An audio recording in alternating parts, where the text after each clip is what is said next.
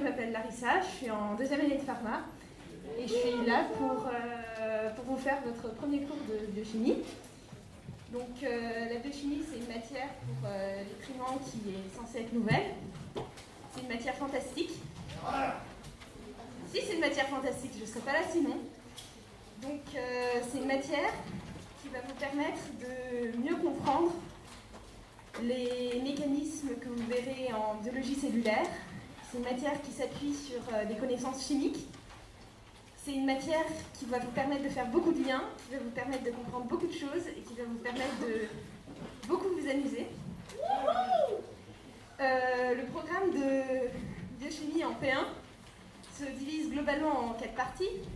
La première partie, c'est la partie qu'on va voir aujourd'hui dans le cours que je vais vous faire. C'est toute une partie sur les protéines. Donc on va chercher à comprendre comment s'organise une protéine, qu'est-ce qu'une protéine, à quoi ça ressemble, comment ça s'organise. La deuxième partie, c'est une partie sur l'ADN, donc la biologie moléculaire. Là, on va s'intéresser plus aux acides nucléiques. Qu'est-ce qu'un acide nucléique? Comment ça se construit? Comment ça se synthétise? À quoi ça sert? Qu'est-ce qui se passe s'il y a des problèmes? Ça, c'est une partie que vous verrez dans les 2 prochains cours de biochimie. Et les 2 dernières parties du programme, à savoir l'enzymo et la bioénergétique, c'est des parties qu'on n'abordera pas en présenterie. Voilà, donc l'enzymo, on s'intéresse aux propriétés cinétiques des enzymes particulières que sont les enzymes, des protéines particulières que sont les enzymes. Et en bioénergétique, on va chercher à savoir d'où provient l'énergie que nous utilisons pour fonctionner. Ça, c'est des parties qu'on ne verra pas en cours. Ces 4 parties sont globalement assez indépendantes. Donc, pas de panique si vous détestez l'enzymo ou si vous ne comprenez rien au cours de l'INC, à savoir le cours sur les protéines. Vous trouverez toujours en biochimie une partie où vous pourrez vous éclater et une partie où vous pourrez vous assurer les points pour votre concours. Voilà. Et ça, c'est le programme de la pré-rentrée. Donc, aujourd'hui, on va étudier les protéines. Et les 2 prochains cours, vous aurez de la biologie moléculaire, des méthodes. Et juste à la fin, on vous a mis un kit de chimie organique. Parce qu'aujourd'hui, on va avoir quand même pas mal de notions en relation avec des cours de chimie organique ou des cours de chimie tout court que vous n'avez pas forcément déjà eu, en tout cas pour les primants. Donc pour les curieux, je vous invite à vous reporter à ce kit de chimie si jamais vous avez des questions sur des termes qu'on a employés dans le poly, qu'on n'a pas définis tout de suite. C'est à la fin du poly, il y a aussi une diapo page 92. Voilà. Je voulais aussi vous préciser que le poly que vous avez sous les mains est volontairement assez riche, que je ne détaillerai pas tout en cours, que c'est pour votre curiosité personnelle, pour avoir déjà vu aussi des éléments que vous verrez en cours avec INC, et que les principaux points que vous devrez retenir, j'insisterai bien dessus lorsqu'on y arrivera. Donc, le cours d'aujourd'hui porte sur les protides. Qu'est-ce qu'une protéine? Comment ça s'organise? Quelles sont les modifications que ça peut subir? Les méthodes... Oui. Et les méthodes d'étude, on verra ça au cours suivant. Donc, qu'est-ce qu'une protéine? Pour commencer l'étude des protéines, donc ça c'est globalement le plan, je vous propose juste un rappel de vocabulaire, à savoir que les protides, c'est une classe chimique qui englobe tout ce qui s'intéresse de près ou de loin aux protéines, à savoir les acides aminés et les chaînes polypeptidiques aux différentes échelles. Ne confondez pas oligopeptides, peptides, protéines, c'est pas très compliqué, c'est juste une histoire de taille. À savoir, oligopeptide, c'est un petit peptide. Oligopeptide, c'est un petit peptide. Un peptide, c'est un polymère d'acide aminé. Et une protéine, c'est un grand peptide. Voilà. Pas très compliqué. On passe aux acides aminés. Pourquoi est-ce qu'on s'intéresse aux acides aminés? Parce que c'est à partir des acides aminés qu'on va pouvoir construire des protéines. Et pourquoi est-ce qu'il y a précisé acide alpha-aminé? Parce qu'il existe d'autres types d'acides aminés qu'on ne verra pas en P1, que vous n'étudierez pas en P1. Les acides alpha-aminés, ce sont les acides aminés protéinogènes. Protéinogènes, ça veut dire que ça constitue les protéines. Il y en a 22, donc 20 majeurs. Ce sont tous des acides alpha-aminés et c'est sur eux qu'on se concentrera aujourd'hui. Donc, les protéines, ce sont des polymères d'acides aminés, c'est-à-dire des acides aminés les uns après les autres. Voilà. Comment se constitue un acide aminé?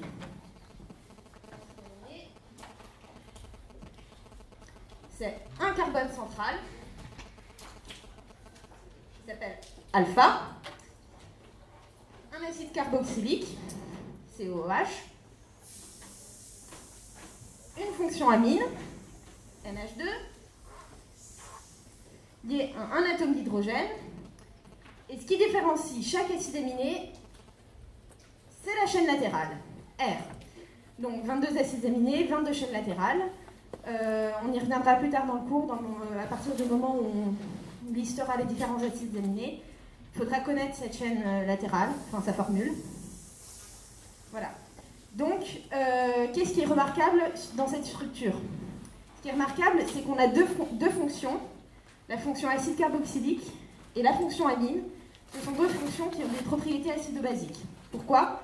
Parce que la fonction acide carboxylique, elle est déprotonable, à savoir qu'on a le couple COOH, COO-, et la fonction amine, elle est protonable, donc on a le couple NH3+, NH2. Et moi le quart, c'est l'heure du... Qu'est-ce qui est remarquable? Donc à partir de ces propriétés acido-basiques, vous remarquez qu'en fonction du pH du milieu, l'état de protonation de ces deux chaînes va varier. À savoir qu'au pH physiologique, donc pH physiologique c'est 7,4, on aura la fonction amine protonée et la fonction acide carboxylique déprotonée, donc NH3+, CO-, c'est-à-dire qu'on aura une molécule qui est à la fois chargée positivement, à la fois chargée négativement, et dont la charge globale est nulle. Et ce type de molécule, on appelle ça un deutérion. Voilà, donc ça explique le terme de deutérion que vous voyez ici. On arrive ici à un exercice relativement type. Juste, cette diapo, c'est pour vous montrer les différences de concentration en fonction de l'évolution du pH. Et vous voyez qu'à pH 7,4, c'est la forme deutérionique qui est majoritaire. Voilà, c'est juste le but de cette diapo. On revient ici, déterminer le pHi d'une protéine. Alors ça, c'est un exo que vous retrouvez relativement souvent. Le pHi, qu'est-ce que c'est? pHi, ça veut dire point isoélectrique. Si on veut faire très gros et très moche, vous avez vu le pKa au lycée, et bien le pHi, c'est le pKa de la protéine. Donc c'est-à-dire que c'est le pH auquel la charge globale de la protéine est globalement nulle. Voilà, et une protéine. Donc voilà, donc vous avez l'échelle. Ça on a déjà vu. Et là on arrive à la méthode de détermination du pHi. Donc comment est-ce qu'on étudie le pHi?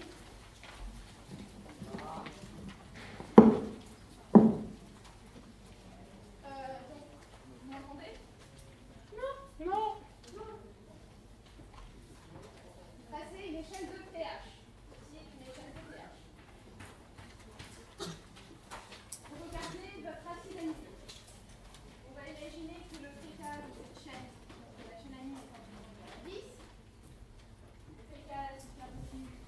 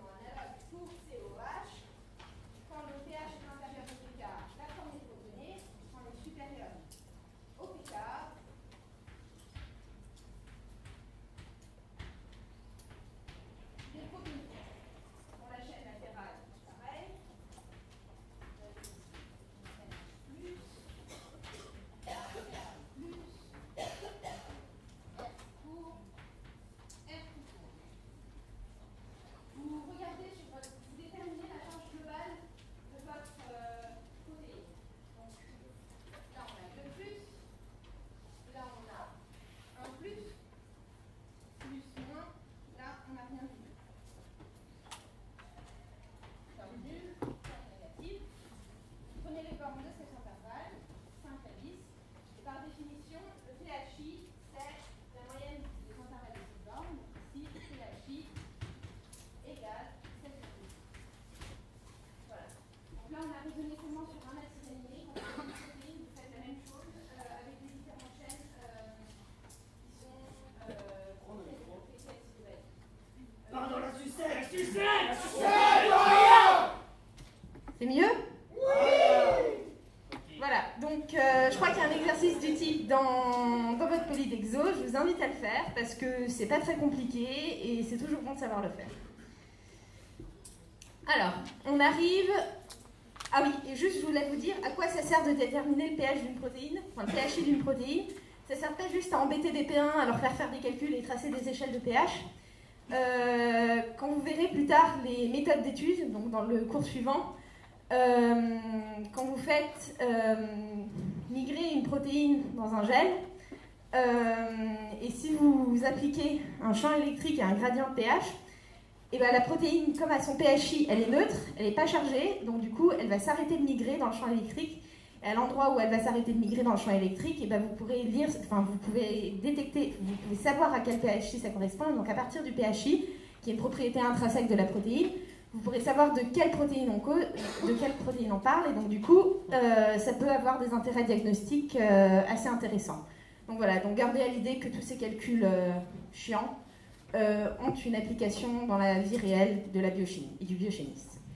Voilà, on passe à la suite des propriétés des acides aminés, à savoir des propriétés purement chimiques. Donc si vous ne comprenez pas tous les termes, genre série, configuration, vous en faites pas, vous reverrez ça en chimie, et je vous conseille d'ailleurs, une fois que vous l'aurez revu en chimie, de revenir sur les cours de biochimie, ça rentrera beaucoup plus facilement. Donc il faut savoir, il faut savoir que tous les acides aminés naturels sont de la série L, et que tous les acides aminés sont de configuration S, sauf la cystéine, à cause de son atome de soufre. Donc ça vient de trucs que vous verrez en chimie. Je ne vais pas m'attarder dessus aujourd'hui parce que mon propos n'est pas de faire un cours de chimie, mais je vous invite à revenir dessus. Voilà. Là, on va passer à une des parties importantes de ce cours, à savoir la liste des acides aminés. À l'issue de ce cours, vous devez connaître tous vos acides aminés, vous devez connaître leur formule, vous devez connaître leur PHI, et vous devez connaître leurs propriétés principales. Les propriétés principales, c'est celles que je vais rappeler au fur et à mesure. Voilà. Donc, comment est-ce qu'on classifie, comment est-ce qu'on analyse des acides aminés?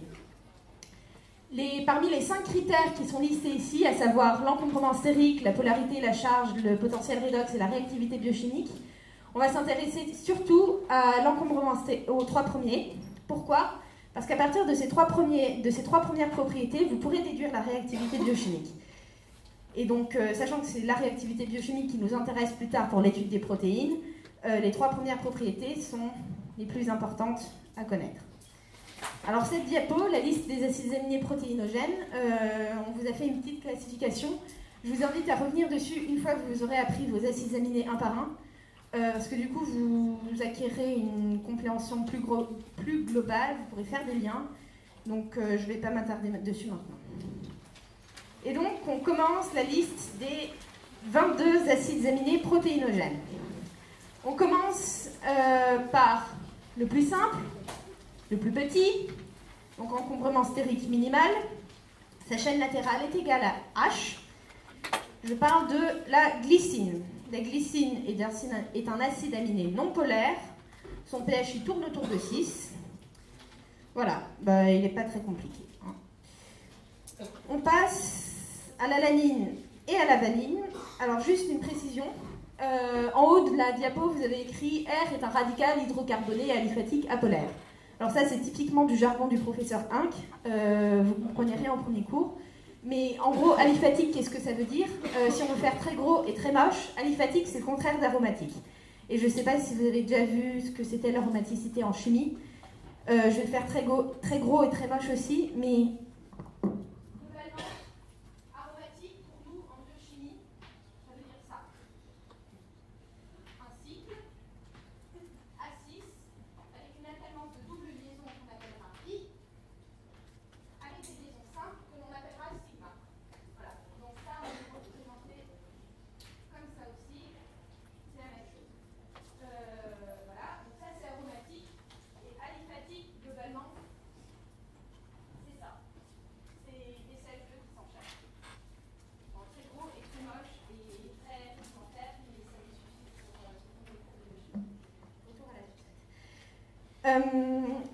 Voilà, donc l'alanine. L'alanine, R est égal à CH3. CH3, c'est un groupement méthyle.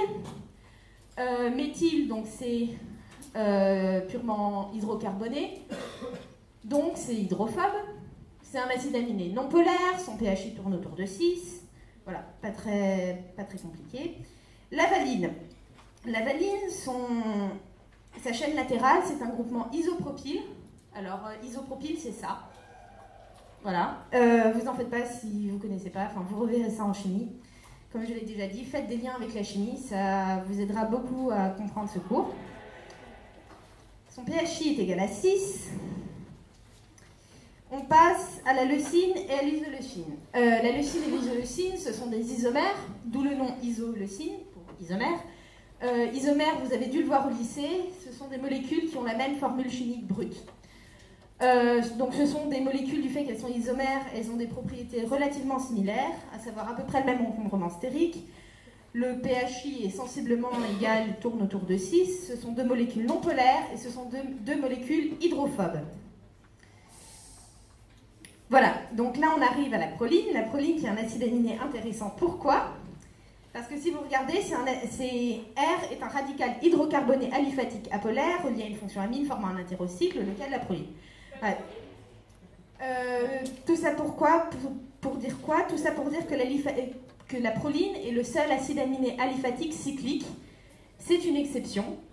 Normalement, les molécules aliphatiques ne sont pas cycliques. La proline est un cas particulier. C'est un acide aminé non polaire. Vous voyez que son amine n'est pas une amine primaire. Donc, ce n'est pas NH2, mais c'est NH, une amine secondaire. Tout ça dû au fait qu'elle est cyclique. Elle est non polaire, elle est hydrophobe. Son pH tourne autour de 6. On arrive aux molécules polaires. Pourquoi polaires ? Parce que si vous regardez, la sérine et la thréonine portent des fonctions alcool. Fonction alcool OH, fonction alcool polaire. Pareil, leur pH tourne globalement autour de 6. La différence entre la sérine et la thréonine, c'est que la sérine porte une fonction alcool primaire, donc en fin de chaîne. La thréonine porte une fonction alcool secondaire, donc CHOH lié à un CH3. Les acides aminés soufrés. Ici, on a deux acides aminés soufrés, à savoir la cystéine. Je vous parle, petit aparté, la cystéine a la propriété de pouvoir former des ponts disulfures, donc entre deux soufres qui sont en fin de chaîne. C'est une propriété qui sera importante et qu'on reverra un peu plus tard dans le cours quand on parlera de la structure quaternaire des protéines. Le fait que la cystéine porte une fonction thiol, donc SH en fin de chaîne, fait que c'est un acide aminé polaire. Si vous vous souvenez, le soufre est juste en dessous de l'oxygène dans la classification périodique, donc il a des propriétés relativement similaires. Donc ça explique pourquoi la fonction thiol donne des propriétés polaires. Le pH tourne également autour de 6. La méthionine. Alors la méthionine, ne faites pas d'amalgame. Même si elle porte un atome de soufre, c'est un acide aminé non polaire. Pourquoi ? Parce que vous voyez qu'en fin de chaîne, on a un méthyle. Le méthyle, c'est pas polaire, c'est hydrophobe. Voilà. Pareil, pH autour de 6. Voilà. On passe aux acides aminés acides. Acides aminés acides, pourquoi est-ce qu'on répète acide ? Parce que la chaîne latérale porte un groupement qui a des propriétés acides, à savoir le COOH, qui est déprotonable, ce qui fait qu'au pH physiologique, l'acide aspartique et l'acide glutamique seront déprotonés et seront donc chargés négativement. Vous le voyez sur les formes à droite. Acide, pourquoi ? Et ce que vous devez retenir, c'est que leur pHI tourne autour de 3, c'est-à-dire qu'il est sensiblement inférieur au pHI qu'on avait vu jusqu'à maintenant. Sous la paillasse. Sur la paillasse. Voilà. Les dérivés carboxamides. Alors là, juste, vous ne faites pas avoir. Les dérivés carboxamides, ils ne sont pas chargés. Pourquoi ils ne sont pas chargés ? Parce que vous voyez le CONH2, ça c'est une fonction amide. Et les fonctions amides, du fait des propriétés des doubles liaisons et des résonances, enfin vous reverrez tout ça en chimie, les fonctions amides ne sont pas protonables. Donc ce sont des acides aminés non chargés. Ils sont polaires. et leur PHI tourne autour de 6. Donc l'asparagine, la glutamine. Je vous invite à faire des liens avec les formules brutes, avec les formules, les structures des acides aspartiques et glutamiques. Vous verrez que c'est construit sensiblement de la même façon et ça vous aidera à les retenir aussi. Enfin, faites des liens entre les acides aminés. On arrive aux acides aminés basiques. Basiques pourquoi? Parce que leur chaîne latérale porte un groupement basique. Donc vous voyez que le PHI ici est sensiblement supérieur à ce qu'on avait vu pour l'alanine, pour la valine, tout ça. Ici on est pratiquement à 10, donc c'est basique. C'est chargé positivement à un pH physiologique, donc NH3+. L'arginine, propriété intéressante, c'est l'acide aminé le plus basique. Son PHI tourne autour de 11. Vous voyez qu'il porte une fonction guanidinium. Guanidinium, c'est un carbone entouré de 3 azotes. Et cette fonction guanidinium est très basique. Donc vous voyez qu'elle se protonne positivement qu'elle se protonne à pH physiologique. Et donc on a un acide aminé chargé positivement. L'histidine, c'est un acide aminé qui est très intéressant, qui est très important. Pourquoi? Parce que vous voyez que son PHI tourne autour de 8, et 8, c'est pas si loin du pH physiologique qui est à 7,4. Ce qui fait qu'à pH physiologique, l'histidine peut changer de charge. Et ça, notamment, ça a des répercussions pour tout ce qui est catalyse d'acide-base dans les protéines, dans les enzymes, tout ça, vous le reverrez plus tard. Mais voilà, l'histidine, c'est un acide aminé qui est intéressant. Et donc, il peut être chargé ou non à pH physiologique. On passe aux acides aminés qui portent un noyau aromatique. La phénylalanine, donc juste en décomposant le nom, vous comprenez sa structure. La phénylalanine, c'est une alanine qui porte un groupement phényl. Phényl, c'est le cycle. C'est un acide aminé non polaire. Et juste pour vous préciser, pi-stacking, ça veut dire quoi pi-stacking? Pi-stacking, c'est un type d'interaction électronique entre deux groupements. En gros, c'est deux cycles aromatiques qui s'échangent des électrons. Voilà, et donc vous reverrez ça en chimie. C'est un acide aminé non polaire, son pH tourne autour de 6. La tyrosine. La tyrosine, vous voyez qu'elle porte une fonction phénol. Donc la fonction phénol, c'est un cycle aromatique qui porte une fonction alcool. Fonction alcool, donc polaire. Cycle aromatique, donc pi-stacking. PHI tourne autour de 6. Voilà. Le tryptophane. On avait commencé par la glycine qui était l'acide aminé le plus petit. À l'opposé, on a le tryptophane. Le tryptophane, c'est l'acide aminé qui a l'encomblement stérique maximal. Vous le voyez par sa formule. On a deux cycles, un cycle à 5, un cycle à 6. C'est un acide aminé non polaire, hydrophobe. Ces cycles lui permettent de faire du pi-stacking. Son pH tourne autour de 6. Le 21e acide aminé, c'est la sélénocystéine. Là, pareil, juste en décomposant le nom, vous avez sa structure. Cystéine, ça ressemble à de la cystéine. Sauf qu'au lieu d'avoir un atome de soufre, on a un atome de sélénium, donc sélénocystéine. C'est un acide aminé qui est relativement rare. Là, on vous a mis tout un tableau récapitulatif. Alors, dans ce tableau, ce que vous devez retenir impérativement, c'est les formules des acides aminés, leur chaîne latérale.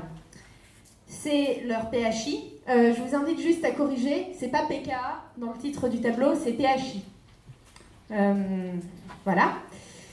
Ce que vous devez retenir, c'est s'ils sont hydrophobes, hydrophiles, polaires, pas polaires, chargés, pas chargés, changement de charge au pH physiologique, tout ça. Les abréviations, ça aussi c'est un truc qui peut être pas mal de retenir. Ça vous évitera de longs instants de solitude quand vous tomberez sur W qui correspond au tryptophane, ou alors sur K pour la lysine, ou alors Y pour la tyrosine. Enfin voilà, ça peut paraître tout con à dire comme ça, mais quand vous aurez des roues hélicoïdales à faire et des séquences à trouver, vous serez content de les avoir retenues. Enfin, c'est pas le plus important, mais faites-le quand même. Et dans ce que vous pouvez retenir aussi, c'est les propriétés qu'on vous a mis à droite. Des propriétés que vous comprendrez mieux une fois que vous aurez fait de la chimie. en particulier pour tout ce qui est ici phosphorylation, eau-glycosylation. Il y a une diapo juste à la fin du cours qui vous explique un peu ce que c'est, mais c'est pas très important pour la pré-rentrée, je dis, c'est pas capital. Voilà. Donc je crois qu'on en a fini avec les acides aminés. On passe à la structure supérieure, à savoir les protéines. Qu'est-ce qu'une protéine? Comment ça s'organise? Tout ça. Et on va commencer par la liaison peptidique. Qu'est-ce que c'est qu'une liaison peptidique? Une liaison peptidique, c'est une liaison amide entre un COOH et un NH2, de deux acides aminés côte à côte. Donc, je vais expliquer.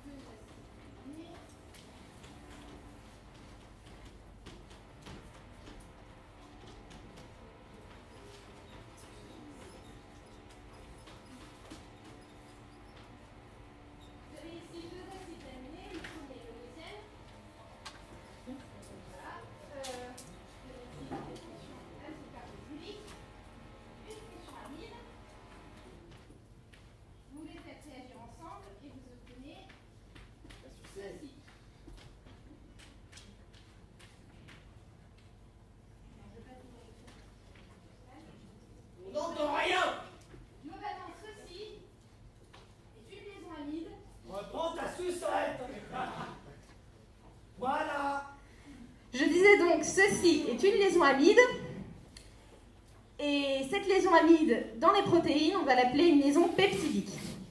Pourquoi c'est intéressant? Ce que vous voyez ici, j'espère que vous le verrez une fois que vous aurez vu le cours de chimie. Ici, on a des atomes qui ont des doublets non liants, et ça va conduire, vous le reverrez plus en détail dans les cours de chimie, ça va conduire à ce que cette liaison entre le carbone et l'azote ait des propriétés de double liaison. Une double liaison, qu'est-ce que ça implique? Ça implique que c'est une liaison beaucoup plus stable qu'une simple liaison, parce qu'elle est double, et ça implique que ça forme un plan. Pourquoi? Parce que du coup, les deux atomes sont bloqués, ils ne peuvent plus pivoter l'un autour de l'autre, donc du coup, on aura des plans peptidiques entre deux acides aminés consécutifs. Par rapport à ces plans, ça c'est vraiment pas la diapo la plus importante du cours. Ce que vous pouvez retenir, c'est que la forme trans, c'est quand par rapport au plan, vous avez une chaîne latérale qui pointe dessous et une chaîne latérale qui pointe par-dessus. Cette forme trans est beaucoup plus stable, car stériquement bien plus favorisée que la forme cis, et donc du coup c'est la forme trans qu'on retrouvera majoritairement dans les protéines. Là, on a des acides aminés les uns après les autres, qui s'enchaînent, et on va vouloir les mettre en 3D. Parce que, faut se rappeler qu'une protéine, sa fonction, elle est due à sa structure, et sa structure, c'est sa structure tridimensionnelle. Donc comment se mettre en place cette structure tridimensionnelle? Globalement, on vient de parler des plans peptidiques, entre deux acides aminés consécutifs. Donc entre l'acide aminé 1 et l'acide aminé 2, on a un plan, entre le 2 et le 3, on a un autre plan. Il faut s'imaginer que, selon les angles qu'il y a entre ces différents plans, vous aurez différentes mises en place tridimensionnelles possibles. Et il y a un monsieur, Ramachandran, qui a étudié les angles entre ces différents plans et qui a fait ce diagramme qui porte son nom, le diagramme de Ramachandran, que vous retrouverez un peu plus tard dans mon cours. Et ce diagramme de Ramachandran définit les différentes mises en place 3D possibles, c'est-à-dire qui sont physiquement possibles. Voilà. Et juste avant d'aborder les différents niveaux de mise en place 3D, ce petit rappel de ce que vous avez vu au lycée, il y a 4 niveaux d'organisation principaux: les structures primaires, les structures secondaires, pièges, les superstructures secondaires, les structures tertiaires, les structures quaternaires. Ce qu'on vous a mis à gauche, droite, bref, ce qu'on vous a mis là, c'est une méthode des niveaux d'analyse plus modernes que ces 4 structures. Ne retenez pas le diagramme en entier, retenez juste le fait qu'on parle de motifs et de domaines, parce qu'on va en reparler plus tard dans le cours. Donc voilà. On attaque tout de suite avec la structure primaire. Et donc là, on va étudier les 4 structures successives. Je pense que je vais construire un tableau synoptique au fur et à mesure, donc, qui n'est pas dans le poly. Donc je vous invite à le construire en même temps que moi.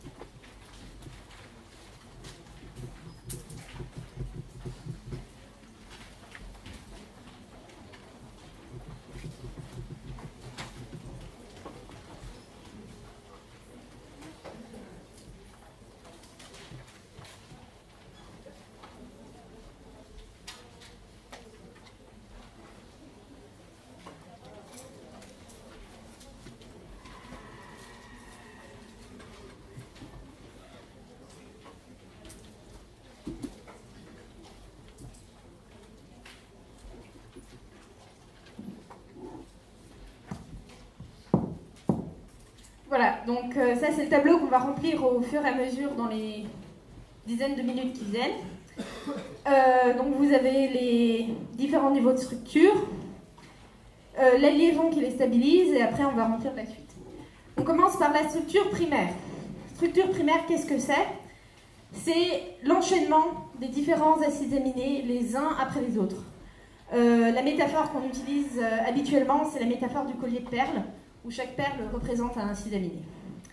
Voilà, donc la liaison clé de cette structure, c'est la liaison peptidique, qu'on vient de voir. Et par convention, on lie toujours un acide aminé depuis son N-terminal jusqu'à sa partie C-terminale. Et vous voyez quand vous construisez votre liaison peptidique que c'est tout à fait logique qu'on lise de N en C.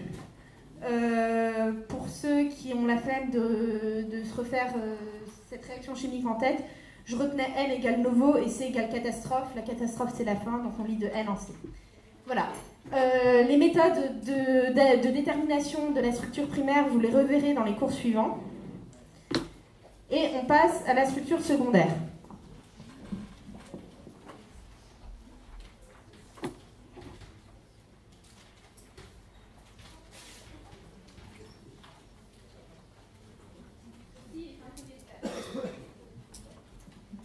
Structure secondaire, qu'est-ce que c'est? C'est une organisation régulière et périodique de la chaîne polypeptidique. Et c'est là que le diagramme de Ramachandran intervient. Pourquoi? Parce que ce diagramme de Ramachandran nous donne deux des 3 structures secondaires, à savoir, dans le diagramme de Ramachandran, il est donc divisé en 4 cadrans. Dans le cadran en haut à gauche, vous avez les feuillets bêta. Dans le cadran en bas à gauche, vous avez les hélices alpha droite. Dans le cadran en haut à droite, vous avez les hélices alpha gauche. Donc c'est l'inverse. Et dans le cadran en bas à droite, vous avez rien du tout. Donc je vous invite à retenir ceci.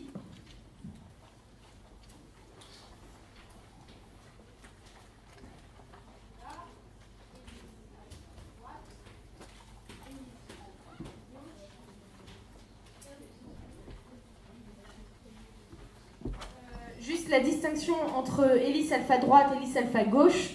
Retenez en pré-rentrée que les hélices alpha droite sont ultra majoritaires dans les protéines et que c'est pratiquement ça que vous retrouverez dans pratiquement toutes les protéines et dans tous les diagrammes de Ramachandran que vous aurez à étudier. Mais les hélices alpha gauche existent, elles sont présentes sur le diagramme de Ramachandran, c'est pour ça qu'on vous en parle ici. Voilà, donc la stabilité des structures secondaires, c'est les liaisons hydrogènes entre les CO et les NH de différents acides aminés dans la chaîne. Liaisons hydrogènes, vous les reverrez en chimie, pareil, je ne m'attarde pas dessus. Sinon, je crois que j'en ai parlé aussi dans le kit de chimie à la fin du poly, donc vous pouvez vous y référer. Voilà.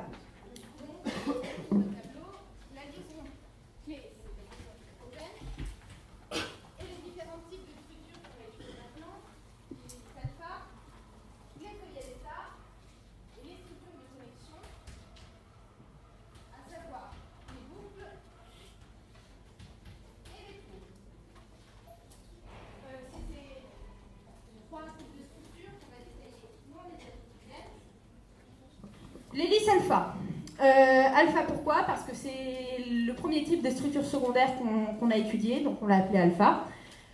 Parmi les valeurs qui sont listées en bas à droite, je vous invite à retenir surtout le fait que dans un tour d'hélice, on a 3,6 acides aminés. Et juste pour préciser, le pas de l'hélice, c'est la distance entre deux spires. Donc c'est la distance entre ça et ça. Et ça fait 15 angströms. Un angström, c'est 10 mètres. Voilà. Vous voyez que sur le diagramme de Ramachandran, les hélices alpha sont là et là. Enfin, vous voyez sur le diagramme que j'ai tracé à droite. Et là, on arrive à une diapo qui est importante parce que c'est un exercice type. C'est un exercice qui est tombé au concours 2012. Donc, je vous invite à savoir le faire. C'est pas très compliqué. Ça fait gagner des points. Le but du modèle de la roue hélicoïdale, c'est quoi? Le but, c'est de, quand on regarde une hélice comme ça, au lieu de la regarder comme ça, on la regarde par-dessus, et donc du coup, on voit pointer les différentes chaînes latérales sur les côtés. Le truc, c'est que quand on le regarde comme ça, on a une vue 2D, donc on ne sait pas quelle chaîne latérale suit laquelle, et donc le but, c'est d'à partir de la connaissance de cette vue de la structure secondaire, retrouver la structure primaire, donc l'enchaînement des différents acides aminés. Comment est-ce qu'on fait? Alors, vous aurez ce type de dessin, sans les traits. On vous donnera le premier acide aminé. Ici, par exemple, c'est l'aspartate. Et là, comment est-ce que vous raisonnez? Vous savez que sur un tour d'hélice, vous avez 3,6 acides aminés. Vous savez qu'un tour de cercle fait 360 degrés. À partir de là, mathématiques P1, 360 divisé par 3,6, ça fait 100 degrés. Donc vous avez, vous avez un acide aminé, tous les acides aminés s'enchaînent selon tous les 100 degrés. 100 degrés pour les gens comme moi qui n'ont pas de compas dans l'œil, c'est l'angle que font les aiguilles entre midi et midi 20. Enfin, à midi 20. Donc, ou alors c'est un peu plus de 90 degrés. Donc comment est-ce qu'on fait? On prend le premier acide aminé, on trace son angle droit, on prend l'acide aminé suivant, c'est le deuxième acide aminé. Donc là on a une séquence, aspartate, glycine. Et rebelote. À partir de là, moi ce que je faisais, c'est que je comptais combien d'acides aminés il y avait entre les deux. Donc là par exemple 1, 2, 3, 4, 5, et je recomptais 1, 2, 3, 4, 5, glycine. Etc. etc. Vous pouvez faire ça sur les 18 acides aminés qui sont listés ici. Généralement en exercice, vous faites les 3-4 premiers et à partir de là, vous pouvez cocher la bonne réponse. Voilà, donc ça pareil, il y a un exercice dans le polydexo, je vous invite à le faire, c'est pas compliqué, c'est bon à savoir maîtriser et c'est toujours ça de gagner en biochimie. On passe au feuillet bêta. Je dis feuillet bêta, pourquoi? Parce que le brin bêta en lui-même n'est pas stable. Le brin bêta, pour être stable, il doit faire des liaisons hydrogènes avec un autre brin bêta. À partir de ces liaisons hydrogènes, vous pouvez facilement comprendre qu'il y a différentes façons de les faire. Si vous mettez vos deux brins bêta successifs qui pointent dans leur séquence NC dans la même direction, on va dire qu'ils sont parallèles. Mais vous remarquez que les liaisons hydrogènes sont un peu de travers, c'est pas ce qu'il y a de plus stable. Alors que si vous les mettez en antiparallèle, c'est-à-dire que l'un pointe N vers C et l'autre pointe N vers C dans l'autre sens, on dit qu'ils sont antiparallèles, et là vous remarquez que toutes les liaisons hydrogènes, donc les petits pointillés qu'on a mis ici, sont parallèles les unes par rapport aux autres, c'est beaucoup plus stable, et c'est ce que vous devez retenir de cette diapo. Les brins bêta qui sont organisés de façon antiparallèle sont beaucoup plus stables, et c'est eux que l'on retrouvera dans les feuillets bêta de façon principale.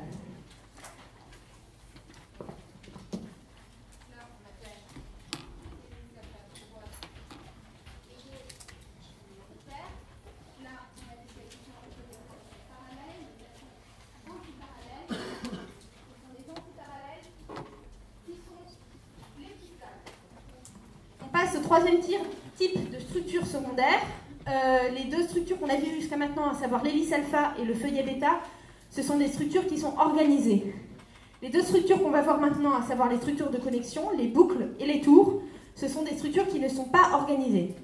Il faut quand même se souvenir que ces boucles, ce sont bien des acides aminés les uns après les autres, c'est juste qu'ils n'ont pas l'enchaînement périodique aussi rigoureux que les hélices ou les feuillets.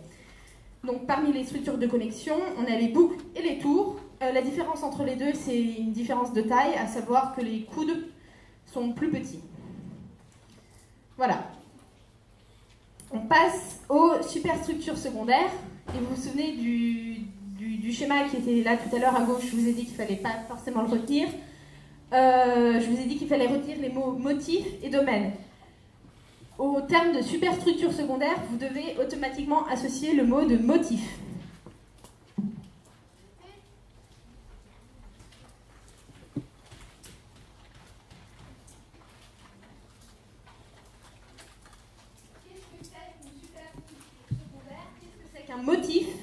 Un motif, c'est quelques structures secondaires qui sont associées entre elles de façon précise dans une géométrie caractéristique. Donc par exemple, si on prend le premier motif qu'on va étudier aujourd'hui, à savoir le motif alpha-alpha, vous avez des hélices alpha qui sont associées entre elles par des boucles ou par des tours. Donc vous pouvez avoir une hélice coup d'hélice, hélice boucle hélice.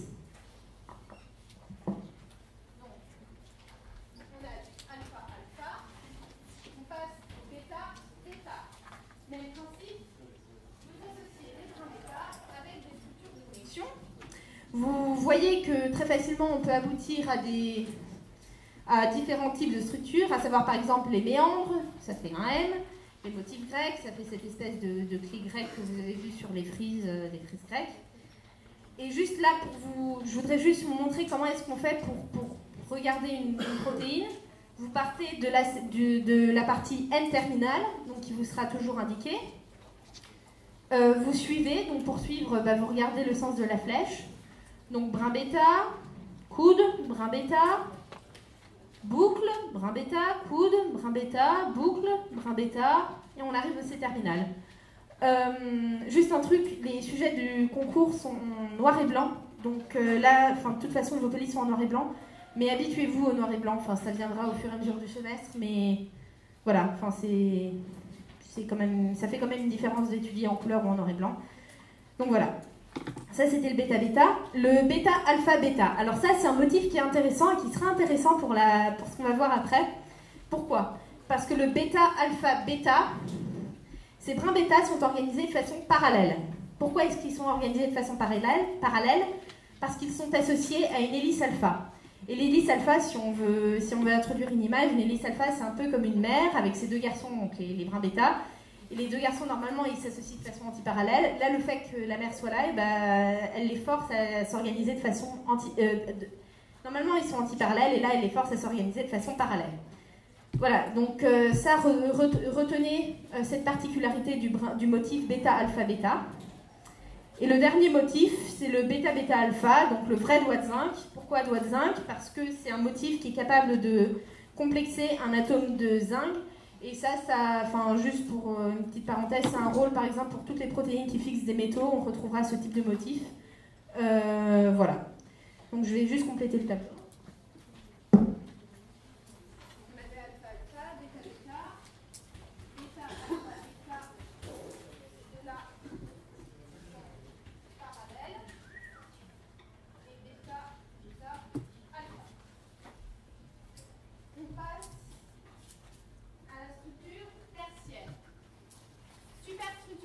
On parlait de motif, structure tertiaire, on parle de domaine.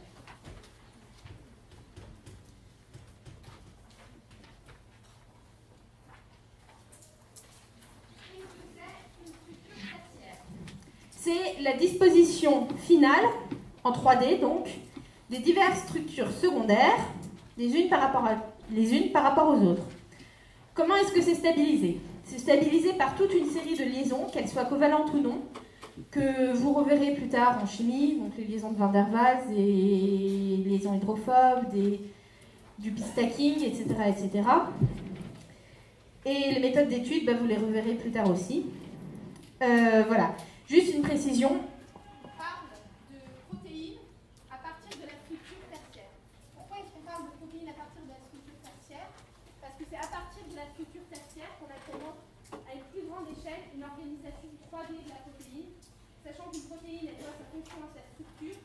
C'est à partir de la structure tertiaire qu'on parle de protéine. Et avant, on va plutôt privilégier le terme de chaîne polypeptidique. Voilà, donc ça c'est juste un petit détail, mais c'est bon à savoir. Voilà, donc là on a toute une série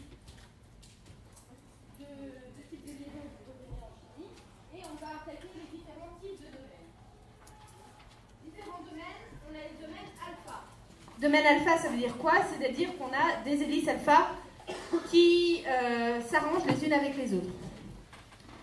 Dans les domaines alpha, vous devez savoir, connaître, reconnaître ces trois types de domaines alpha, à savoir l'architecture en faisceau. Donc on a 4 hélices en faisceau. L'architecture de type globine, c'est celle-là.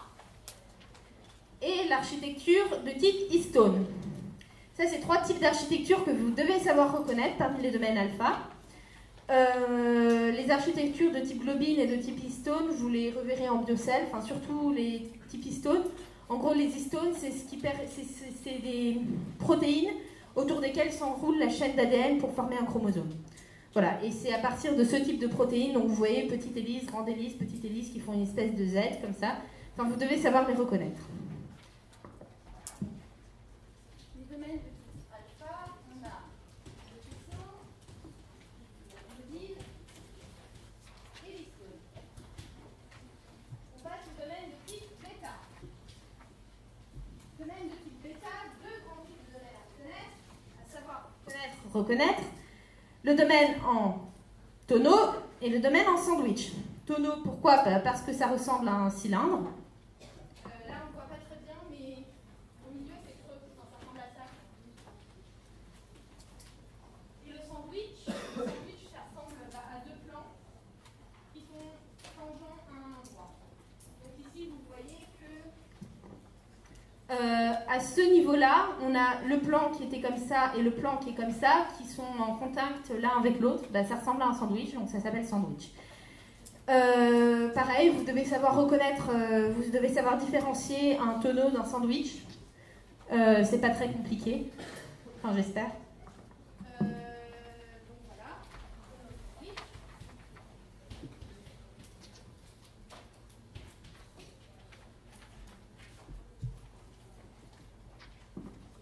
Les domaines alpha sur bêta. Un domaine alpha sur bêta, c'est une succession de motifs bêta, alpha, bêta.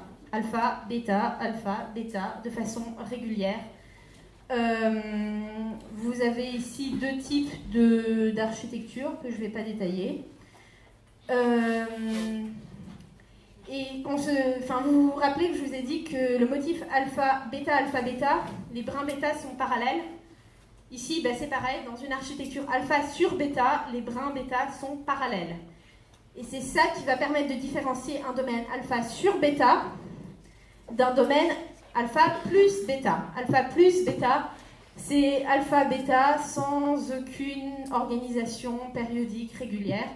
Donc vous voyez ici, on a allègrement des hélices qui succèdent à des brins, sans motif, sans rien de particulier. Le point qui est intéressant, et auquel on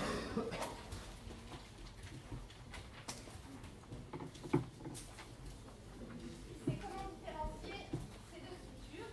Et on vient de le dire, c'est grâce à cette propriété du motif bêta-alpha-bêta, à savoir que dans un motif bêta-alpha-bêta, les brins bêta sont parallèles. Donc ici, si vous regardez, tous les brins bêta pointent dans la même direction, contrairement à ici où on a des brins allègrement parallèles, antiparallèles. Ça, c'est une question qui peut tomber au concours. Donc en concours ou en tuto ou en quoi que ce soit, vous amusez pas à chercher des motifs alpha, bêta, pour voir si c'est du alpha sur bêta ou du alpha plus bêta. Regardez juste l'alignement des brins dans les feuilles à bêta. Si c'est parallèle, c'est du alpha sur bêta. Si c'est du antiparallèle, c'est du alpha plus bêta. Voilà, on en a fini avec les domaines et la structure ternaire. On arrive à la structure quaternaire. Les structures quaternaires, c'est plusieurs chaînes polypeptidiques qui s'assemblent entre elles par des liaisons covalentes ou non. En particulier dans les liaisons covalentes, je vous avais parlé tout à l'heure de la cystéine. Une des liaisons covalentes importantes, c'est les ponts disulfure. Oui, bon.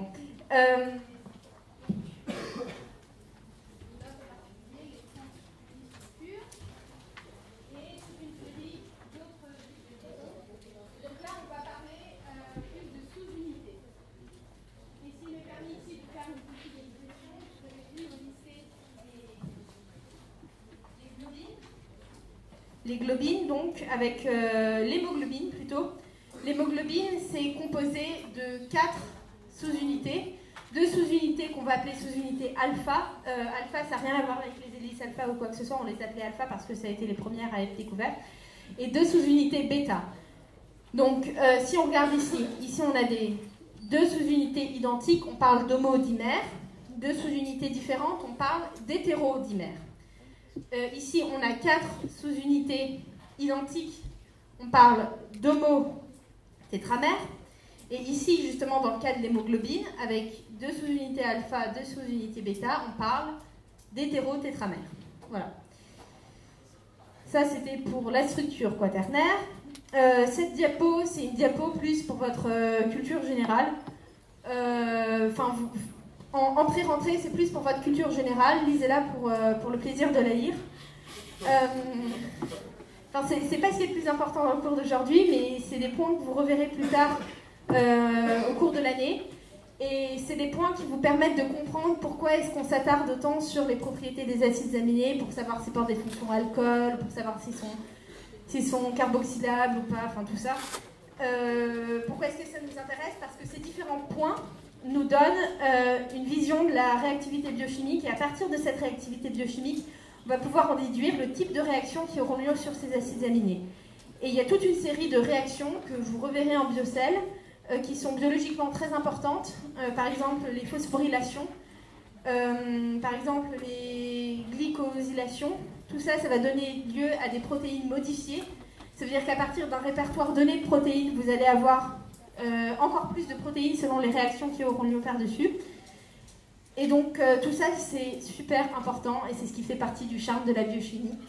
Donc ça a un grand intérêt pour les autres matières. Et donc je vous invite à la lire, enfin ça ne vous fera pas de mal. Donc on arrive maintenant à la fin du cours. Je vous rappelle ici les différents objectifs de ce cours, à savoir connaître les 21 acides aminés par cœur, à savoir formule,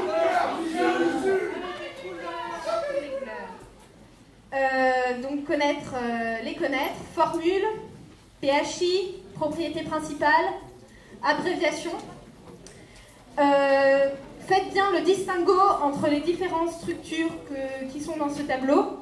Distinguez motif, domaine, sachez ce qu'est une structure primaire, secondaire, tertiaire, etc. Connaissez les liaisons types.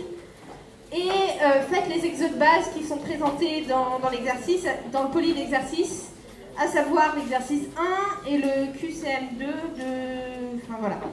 Si vous avez des questions, je vous invite à venir les poser maintenant ici à la paillasse. Sinon, si... Non. Sinon, le C2P1 a un nouveau forum, tout beau, tout neuf. Mais il sert à poser vos questions, donc je pense pas que vous vous en foutez, non? Voilà. C'est fini pour aujourd'hui. Merci de votre attention et venez poser vos questions. Juste, les autres groupes ont eu le droit à des vidéos, donc autant vous en faire profiter, ça peut aider certaines personnes.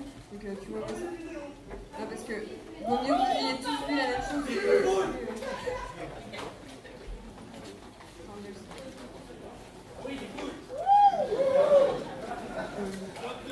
Donc là, c'est une vidéo qui aurait dû être diffusée au moment où je vous parlais des feuilles à bêta.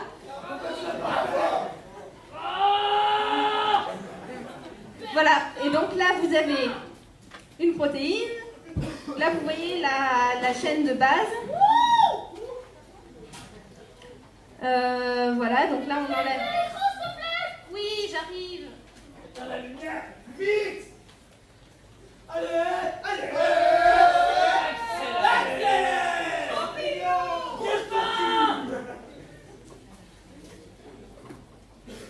Bah, vous l'aurez pas en grand écran, mais là, en gros, vous voyez... Vous voyez, disais-je,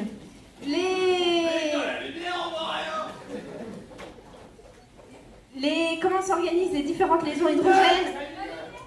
Les différentes liaisons hydrogènes entre les atomes d'oxygène et d'azote. Voilà, et ça, c'est comment se construit un brin bêta. Donc, vous voyez qu'il y a des brins bêta parallèles, des brins bêta antiparallèles, et encore des brins bêta antiparallèles. Et tout ça, ça forme un feuillet bêta, et vous voyez que le feuillet bêta dans l'espace, il n'est pas plan, il est un peu twisté. Et ce feuillet bêta construit une interface entre des chaînes qui pointent par-dessus et des chaînes qui pointent par-dessous. Voilà. Voilà, et l'autre vidéo que j'aurais dû vous montrer, c'est celle-ci, sur le passage entre les différentes structures. Donc ça, c'est une structure primaire. Ouais. Donc juste pour vous montrer qu'une structure primaire, c'est bien un enchaînement d'acides aminés, avec des chaînes latérales. Donc on retourne à la structure primaire qui ressemble à un collier de perles, voilà. Et ça s'organise en structure secondaire avec des hélices alpha et des brins bêta. Les structures secondaires, donc voici une hélice alpha qui se structure grâce à des liaisons hydrogènes que vous voyez ici. Non, c'est pas la merde la vidéo. Oh. Et tout ça, ça s'organise. Ça s'organise en structure tertiaire, donc ça c'est censé être dans l'espace. Oui, censé. Et vous voyez que si vous mettez plusieurs sous-unités ensemble, ben, ça fait une structure quaternaire. Et donc ici, vous avez quel type de structure quaternaire? Homodimère, qu'est-ce que t'as dit? Vous avez un homodimère. Voilà, parce que les deux sous-unités sont les mêmes. Voilà. Bah, posez vos questions. Donc juste les doublants et ceux qu'on fin, vous pouvez y aller. Et les primants, on va peut-être faire quelques exemples en plus qui sont exactement sur le cours qui sont là. On va reprendre le poly que vous allez avoir avec un bientôt. Et voilà, c'est juste pour commencer à vous faire apprendre un peu ce genre de truc parce que le cours est compliqué mais les objectifs, enfin, ce qu'on veut que vous reteniez est relativement simple au final. Il faut juste que vous vous entraîniez.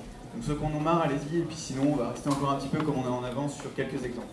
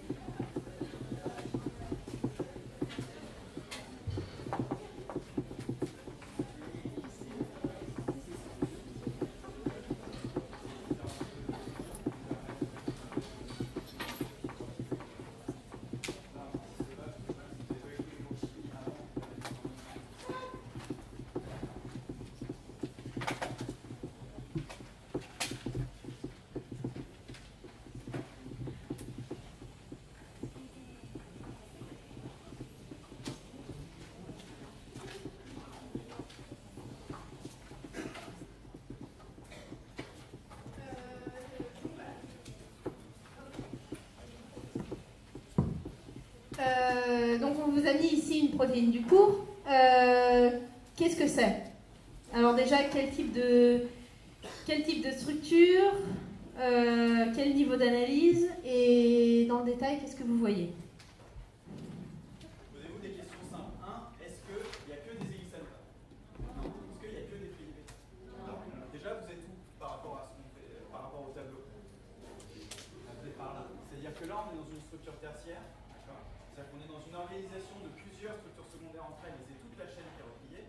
Et donc on n'est pas dans ces deux cas de figure-là, donc on ne sait pas se poser des questions sur des domaines qui de toute façon ne vont pas être ici. On se demande déjà, est-ce que c'est de l'alpha sur bêta ou de l'alpha plus bêta? Là, il y a un truc qui est un peu chiant, c'est qu'on ne voit pas si les feuillets sont parallèles ou pas, parce que la représentation ne montre pas les flèches. Mais à votre avis, alpha plus bêta, pourquoi? Qu'est-ce qui vous fait dire ça? Parce que c'est bordel. Et franchement, c'est une super explication. De loin, déjà, quand vous voyez l'alpha sur bêta ou alpha sur bêta, quand c'est complètement le bordel, ce sera rarement un alpha sur bêta. Après, le jour de concours, vous aurez de toute façon l'orientation des brins des infos, donc vous saurez si c'est parallèle ou antiparallèle. Donc là, en fait, c'est l'alpha plus bêta.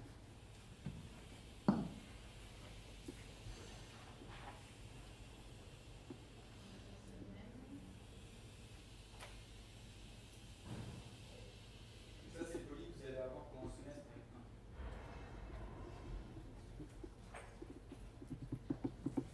1. Donc là, pareil, même question. Posez-vous des questions simples. Qu'est-ce que je vois? Quel type de structure? On a des hélices alpha, d'accord. À partir des hélices alpha, quel type de motif? Vous voyez ici, on a une hélice alpha, une boucle, une autre hélice alpha. Et si on passe au niveau d'analyse suivant, à savoir la structure tertiaire, quel type de domaine? On n'a que des hélices alpha, donc on est sur un type de modèle de domaine alpha. Et quel type de domaine alpha? Faisceau, globine ou histone? Faisceau, exactement. Voilà. Donc, raisonner par étapes.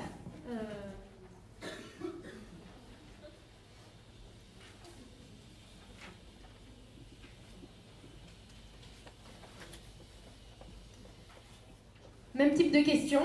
Quelle structure secondaire? Uniquement des hélices alpha et des structures de connexion. Au niveau des motifs, ben, on n'a que du alpha, donc on est forcément sur du alpha-alpha.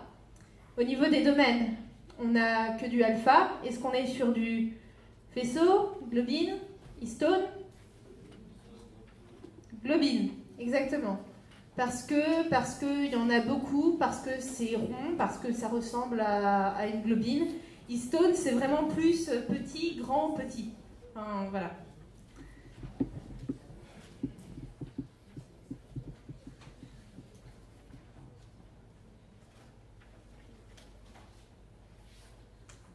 Voilà. Alors là, on a une autre protéine. Même type de raisonnement. Quelle structure secondaire on voit? Structure secondaire, on a des hélices alpha et des structures de connexion. Superstructure secondaire, on n'a que de l'alpha, donc on a des motifs alpha sur alpha. On arrive aux structures tertiaires, on a de l'alpha, du coup, vu qu'on n'a que de l'alpha dedans. Faisceau, globine, histone. Histone, exactement. Et là, on peut même se permettre de passer à la structure quaternaire. Quel type de structure quaternaire? On a deux histones qui sont pareils, donc on a un homodimère. Vous voyez ici, vous le verrez facilement en fait sur les protéines, parce que souvent vous mettez les N et les C terminales. Bon là ils ont oublié de mettre le deuxième C terminal, mais juste en regardant les N terminales, vous voyez qu'il y a deux N terminales. Ça directement, ça veut dire qu'il y a forcément deux chaînes polypeptidiques. D'accord? Donc il va forcément falloir raisonner sur la structure quaternaire, puisque la structure quaternaire c'est l'association de plusieurs chaînes mentales. Vous voyez qu'il y a deux chaînes polypeptidiques. Ici en plus il y a les couleurs, donc c'est facile, en noir et blanc c'est pas si facile. Vous voyez que c'est exactement les mêmes. Donc on est dans un homodimère. Ça va ou pas? Avec la structure quaternaire. Donc ici à peu près la même chose. Si on fait le même raisonnement, on ne fait pas depuis la structure secondaire, mais au niveau de la structure quaternaire, à votre avis, combien il y a de sous-unités? Parce qu'il y a 4 terminales. C'est ça, il y a 4 sous-unités. Là, pour savoir si c'est homo ou hétéro, il faudrait pouvoir séparer ces sous-unités et voir si elles se sont réellement. Donc on va apprendre un peu dans le détail, mais voilà. En gros, le raisonnement se fait déjà sur tout ce qu'on nous a fait au début, et ensuite vous comptez le nombre de N terminales dans l'optique de la structure quaternaire pour savoir un peu comment on fait.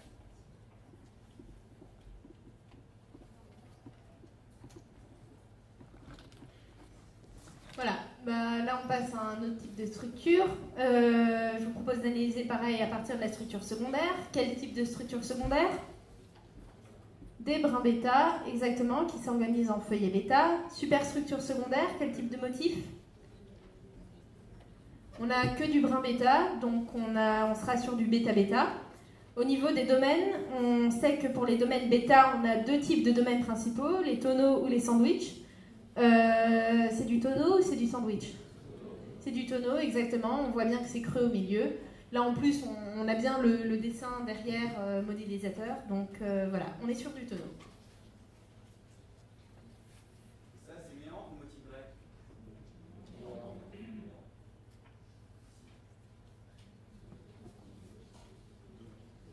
Est-ce que tout le monde voit bien le tonneau?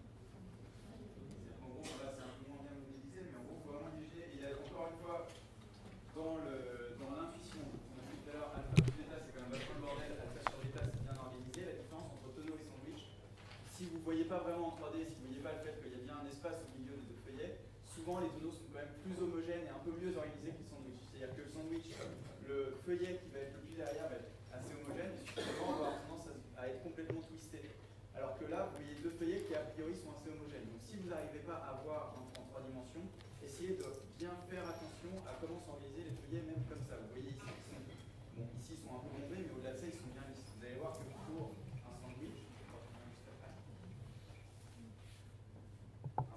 comme vous voyez ici, il y a un feuillet qui est beaucoup plus twisté. Donc si vous n'arrivez pas à voir, encore une fois, s'il y a quelque chose au milieu ou pas, essayez de regarder la tête un peu des feuillets bêta.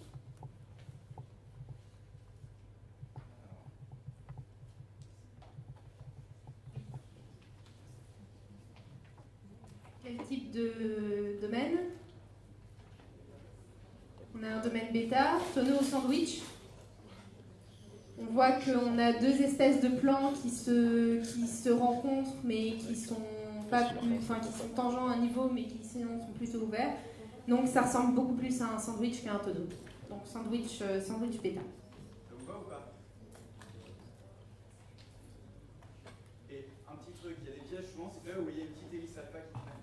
Alors souvent, quand vous voyez qu'il y a un domaine qui s'organise clairement en bêta, c'est-à-dire qu'il n'y a que des bêtas qui s'organisent entre eux, et à côté l'hélice alpha qui traîne, c'est pas pour autant qu'on va dire qu'on est dans de l'alpha plus bêta. D'accord? S'il y a juste une mini-exception, c'est-à-dire un petit feuillet bêta qui traîne dans un domaine alpha, ou alors l'inverse, une petite hélice alpha ici qui traîne dans un domaine bêta, on ne changera pas pour autant de catégorie. D'accord? On n'est pas aussi strict que ça. Donc du coup, vous voyez ici clairement que c'est les bêtas qui s'organisent entre eux. On a une architecture en sandwich là encore. Par rapport à ce que j'ai dit juste avant, vous pouvez voir que les feuillets bêta sont complètement tordus, alors que dans le tonneau, ils sont a priori plus organisés entre eux.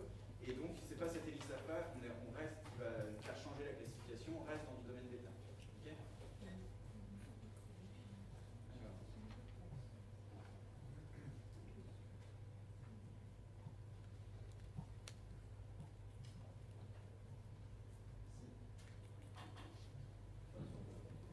Alpha sur bêta.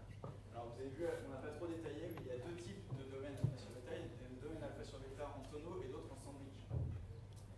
À votre avis, ici, on est dans quoi? On est en tonneau, d'accord? Sandwich, pareil, ce sera beaucoup moins bien organisé et puis il y aura quelque chose de beaucoup plus linéaire. Alors là, on imagine que si on tourne la structure un peu comme ça, on verra un espèce de tonneau. Ici.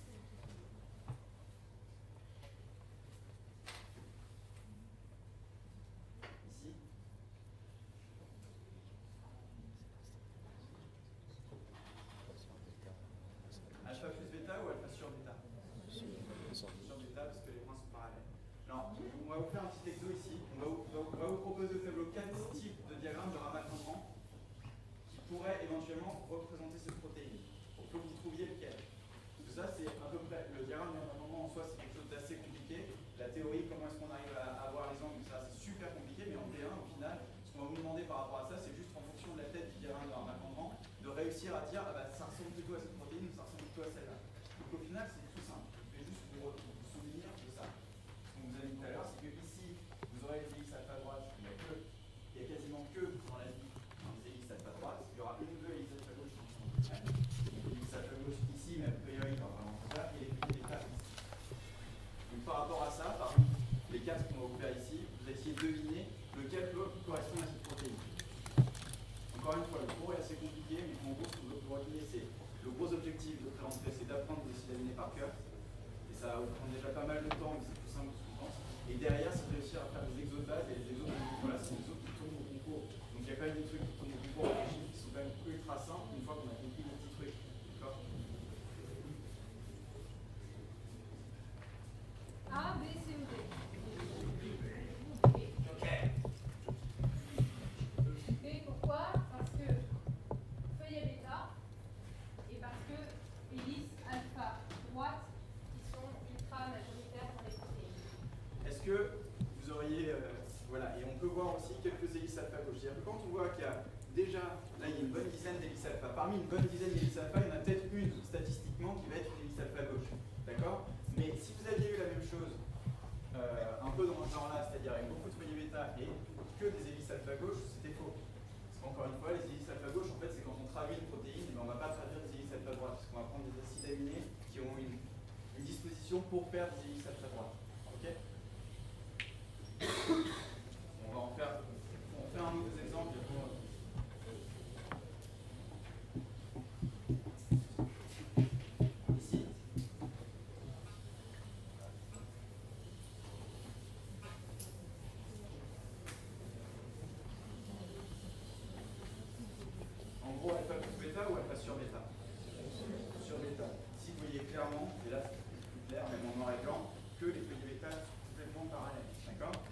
que, du coup, par rapport à ce que j'ai dit tout à l'heure, on est plutôt dans une architecture en tonneau, une architecture en sandwich.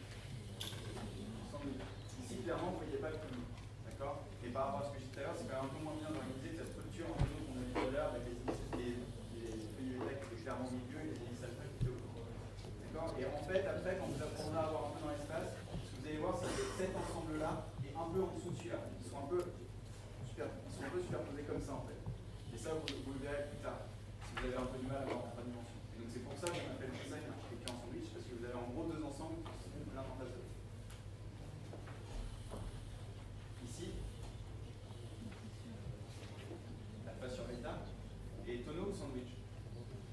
Encore une fois, sandwich, et là pareil, en fait vous avez cet ensemble-là qui est au-dessus de celui-là, et les deux se font face l'un au-dessus de l'autre. Ok? Donc bah, on vous libère et si vous avez des questions, n'hésitez pas à Juste un petit truc sur la biochimie, quand vous allez l'aborder en cours, en vrai, allez en cours, même si c'est chiant, même si c'est dur, même si Inc parle rapidement et prend tout pour acquis, alors que pour nous c'est juste une grande découverte. Et allez au TD, préparez vos TD, posez vos questions en TD, ça va juste vous être d'une aide fantastique. Voilà, bah, venez poser vos questions et puis sinon, bon appétit. Et faites les exos qu'on vous a donnés parce que ça doit prendre en tout 10 minutes. On a volontairement mis très peu d'exos. Regarde-toi devant ton maître! Donc ça doit prendre en gros 10 minutes, grand maximum. On a fait exprès, vous n'en êtes pas beaucoup parce que vous êtes déjà pas mal bouffé en physique, chimie, etc.